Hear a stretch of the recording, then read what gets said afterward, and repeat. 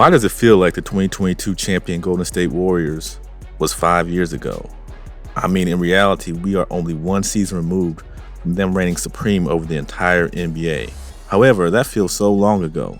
Fast forward to now, and it seems like we are witnessing the last days of the dynasty that was the Golden State Warriors. After a questionable offseason, bringing in an old Chris Paul to an already old team and cutting ties with the overpriced Jordan Poole, they extended Draymond Green while leaving Klay hanging, partly due to Klay wanting a payday that may not have been conducive of his production. It seemed like there was a glimmer of the old guard putting together a Rocky-type comeback and contending one more time in the already stacked West. Now, it all but looks like the Warriors you grew to either love or hate will soon be no more. I'm sure if you've been on any social media format and you follow sports, there's been numerous reports stating that the Golden State Warriors are prepared to go scorch earth and sell everything and everybody.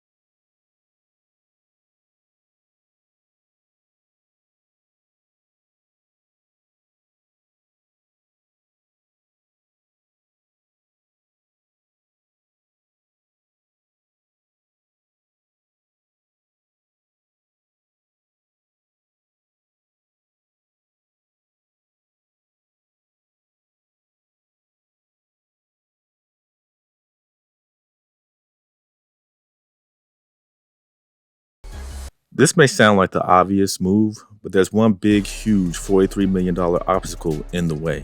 Yes, Klay is on the books for $43 million in the final year of his contract. At one point in his career, he was worth every penny of that and probably then some.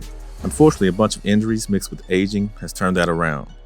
Now, we know teams that want to sell and sell big are sometimes willing to take on big expiring contracts so that they can dump unfavorable multi-year contracts that will likely be hard to move and stunt their rebuild or growth. This makes Dunleavy's job somewhat interesting. If the goal here is win now, which is going to be a huge and difficult hill to climb, then he'd have to be very strategic in whatever the Warriors bring back in return, meaning he'd need to analyze more what players are out there, what they bring to that team, how well they'll fit with Steph's game, so on and so forth. This also bodes the question, if we get rid of Klay, who else do we let go? It would be a miracle if they could package Klay with other Warrior players in a one-team trade, which means moving multiple pieces with such a huge chunk being moved in the case of Klay would likely take a third team to facilitate. Yeah, you could offer a swap of Klay for Zach LaVine, but is that someone they would want to pair with Steph? They would also be close to crazy to take on that salary from Zach LaVine's 5-year, $215 million contract and be stuck with a player that has been iffy for at least 4 years. Now I could sit here and play GM and plug players and assets in and come up with a combination I think works, but I'll save the trade stuff for another video.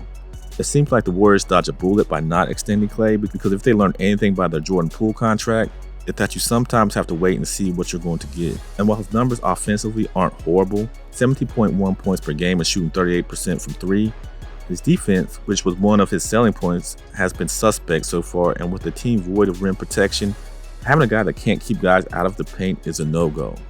Klay has been a worthy Robin to Steph's Batman throughout their journey, and unfortunately, even Robin had to get some new scenery to keep up. So I think it is time. Only problem is, it's going to take some savvy work from the GM to likely get the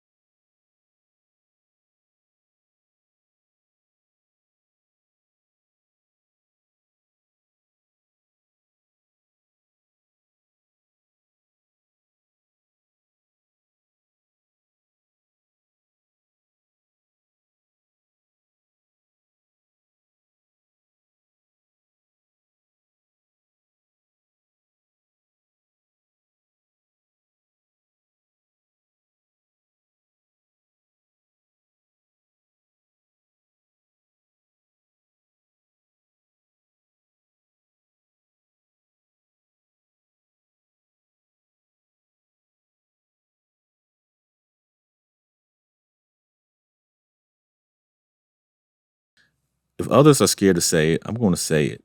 Steve Kerr was gift wrapped the Golden State Warriors. Former coach Mark Jackson took a young team that needed some guidance and elevated them to one of the new breakout teams. When he let him go from his services, Kerr had a team already built around toughness and youth. Some people argue that Kerr's regard in the league as one of its best coaches is a little unproven because of the cast of players he's been able to assemble through a very competent organization. I wouldn't go that far, but would say he may not be in the pantheon greats, but he's a good coach. It's just when a team ages and their once razor-sharp identity begins to dull, many look towards the coach to make adjustments to keep the team competitive. Sometimes you even have to make tough decisions for the greater good of the team. 2024 season has probably been Kerr's biggest test as head coach. He's come out unscathed other years where Golden State wasn't producing because it was usually seasons plagued with injuries of key players. Now he has to be able to weave their young players that they've developed in with their seasoned vets and make combinations that work. He's tried to infuse some youth, opting to start Jonathan Kuminga and even rookie Brandon Podziemski at times. Has it worked? Small sample size, but not really. Kuminga is inconsistent even with starters' minutes, as is Pods. But you can't expect too much from a rookie of his caliber. They're just a mess on defense, they're undersized, and they can't keep an important piece in the lineup. Cutting ties with Kerr and getting some fresh ideas of what to do with a team that's in shambles for the most part could be the wisest move Mike Dunleavy Jr. can make right now. Kerr will definitely land on his feet and get a new coaching job. This would not be an indictment on his work as head coach these past years. That has brought in an amazing 4 rings, but sometimes fresh eyes and different perspectives are needed to keep a team afloat. I know that sounds a little brash, not far removed from a championship, but we've seen it before. And if everyone minus Steph is now available to the masses, it would be the perfect time to start fresh from a coaching perspective. I'm sure Warriors fans would not be the most receptive, but just remember there was a point in time that same fan base turned against a very young Steph.